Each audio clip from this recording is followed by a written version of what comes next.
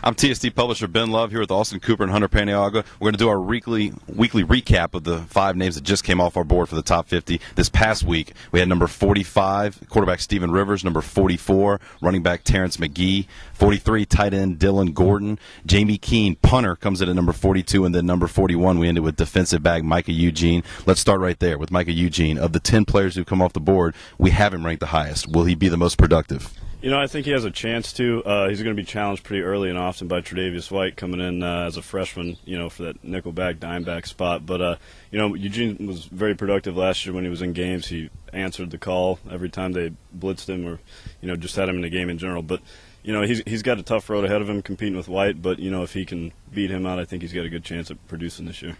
And over to Hunter, number 42, we had Jamie Keene. Are you down with the punter at that point? I actually had Jamie Keene higher on my list, and he came in the overall. And I think it's because the punter, we've learned in the last couple of years at LSU, can be such a pivotal part of both the defense and the offense. You can bail out an offense that stalls in their own half of the field and then, give the defense added life when he pins them in.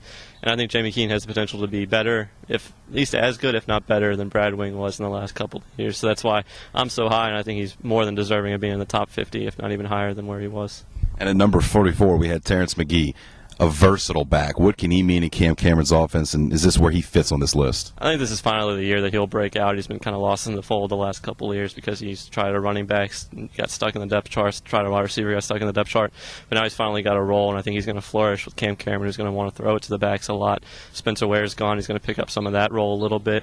And, this guy was a high school quarterback. He's got mobility. He's got versatility, and I think that's going to be great this year.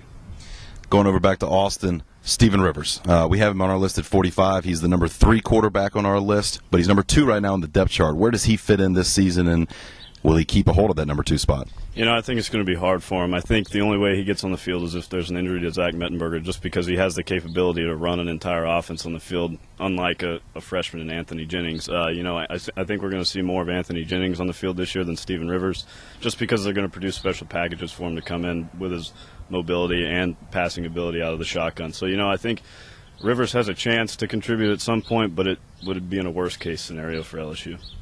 That's our take on 45 through 41. Next week, we're going to have 40 through 36. Look for 4 freshmen to come off the board, 3 of them on the defensive line, and then that one upperclassman, he also plays on the defensive line. So a big push for those guys. Stay tuned to TSD.